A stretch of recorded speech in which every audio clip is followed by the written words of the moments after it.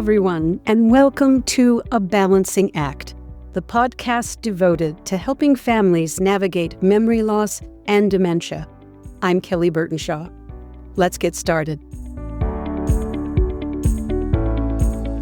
Welcome back, everyone. Today, we're going to talk about a care partner most people don't even know already exists: your loved one's environment. For someone living with dementia, sometimes the smallest thing in a home can make a big difference. And these details are not decorative, they're directional. They send the message that you still belong here and you are safe. You see, as memory shifts, the world can begin to feel unpredictable, not just forgetful, but unpredictable. The brain is still working, still trying, but it has to work harder to interpret what it sees, to sequence what comes next, to remember how things work or where things belong. And when a dementia brain is taxed in this way, confusion grows quickly. That's why home matters so much. The environment becomes another kind of caregiver. It can either demand more from an already taxed brain, or it can gently reduce the demand. Today, I want to walk through the home with you, not room by room, but support by support, and talk about how things like safety, lighting, visual cues, and technology can work together to preserve your loved one's independence and your peace of mind.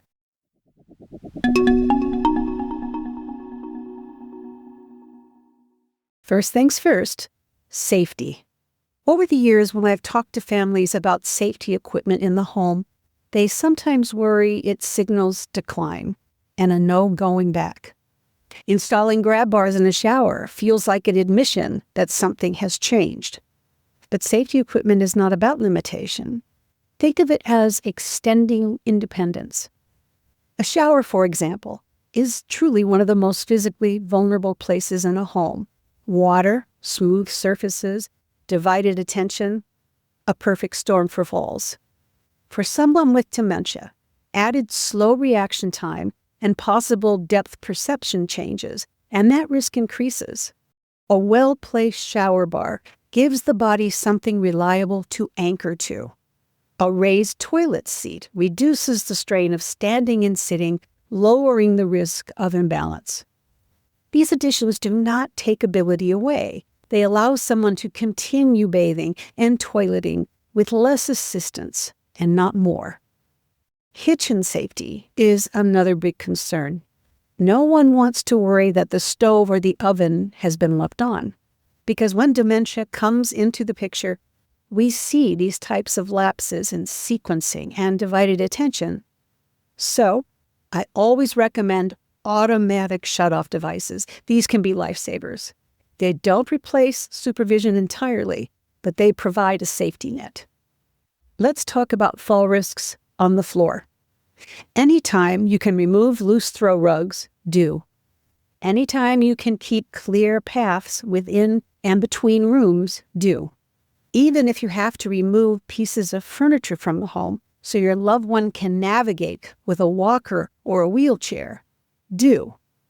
Now, a lot of this may seem like overkill or overprotection, but it's really not. This is thoughtful design for your loved one's optimal safety.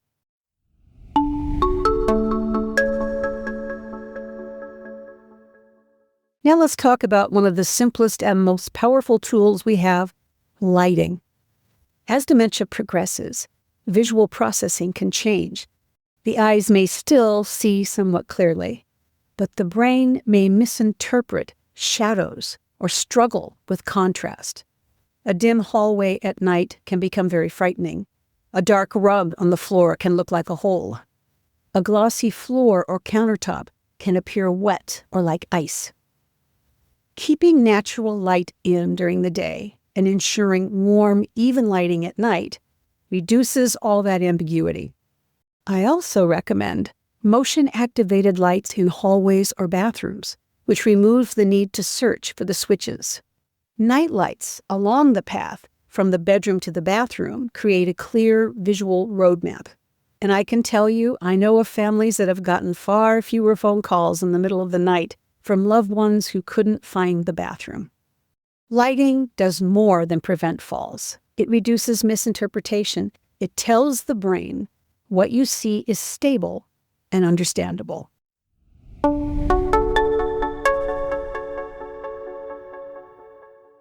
I want us to take a small pause together. These conversations can bring up a lot, I know. And if what you're hearing feels helpful, I hope you'll take a moment to hit that follow button. It's a simple act that helps me keep bringing you new stories, insights, and encouragement to help lighten your load, even if it's just a little.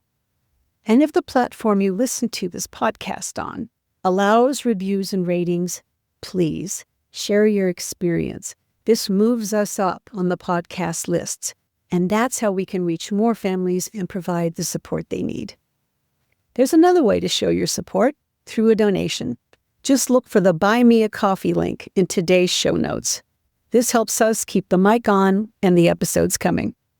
Thank you so much for listening and for being part of this community.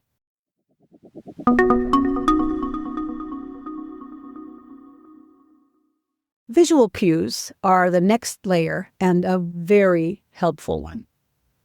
When memory becomes unreliable, visibility becomes critical.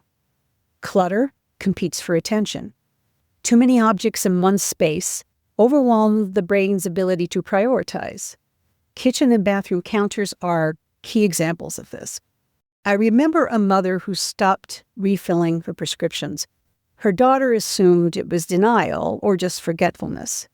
But when we took a look at her bathroom, the problem was clear. The counter was crowded with cosmetics, lotions, old pill bottles, new pill bottles. The medicine cabinet was packed. So for her mother, it looked like she had more than enough medication.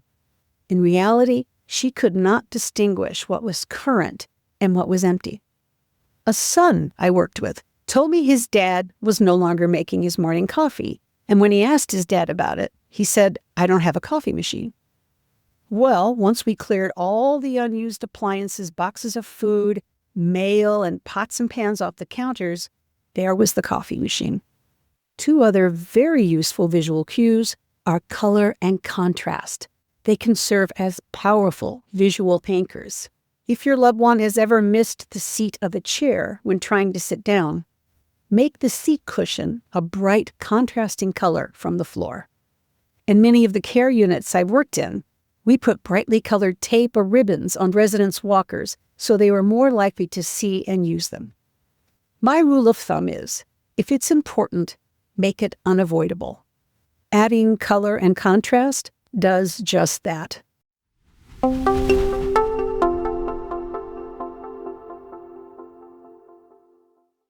Although it can be so useful in helping a loved one with dementia and their families, home technology is often where people feel both hopeful and overwhelmed. But using smart home technology thoughtfully can act as an invisible layer of support. GPS trackers, for example, can provide reassurance if a loved one is still walking independently, but occasionally becomes disoriented and maybe starts to wander. Those wearable medical alert buttons offer a direct line to help if a fall occurs. Motion sensors can alert a caregiver if someone who usually sleeps through the night begins wandering at unusual hours. And many families have found that using voice assistants like Amazon Echo or Google Home are surprisingly useful and can be programmed to give gentle reminders for appointments, meals, or medications. I once worked with a gentleman who responded far better to the calm, neutral voice of Alexa than to his daughter calling and repeating instructions. When the device chimed and said, "It's time for your afternoon pills," he accepted it without argument. This can reduce tension inside a relationship by shifting some reminders away from the caregiver and putting them right into the environment. I've also had great success with AirTags. I put them in loved ones' purses, on their key rings, even in wallets. It goes such a long way in reducing the frustration and the frantic search for these often misplaced items.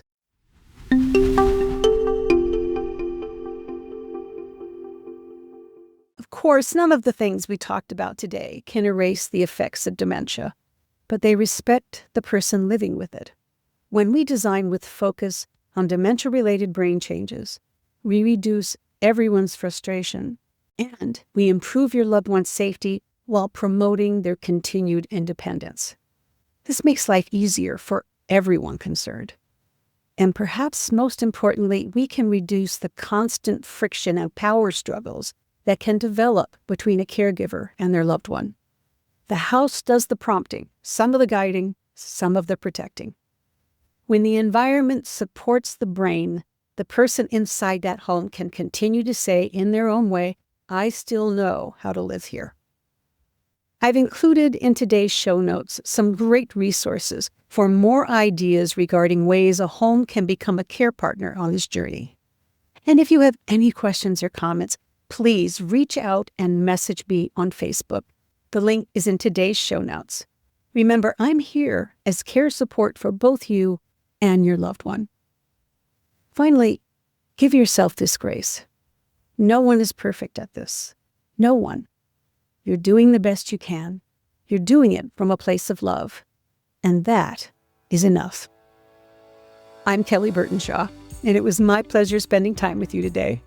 Please keep in touch. Hi, I'm Peggy Wright, editor and producer of this podcast. We know that juggling your loved one's care while trying to manage your own life can truly become a balancing act. We want to help you as you navigate this journey by offering our support. You can reach out to us anytime by going to our Facebook page to ask questions, leave comments for Kelly, or talk with her one-on-one by setting up a chat. The link is in the show notes. And you can find us on YouTube and wherever you get your podcasts. If you like what you hear, please take a moment to rate and review so we can continue to provide relevant content. We look forward to hearing from you. Thank you for listening today.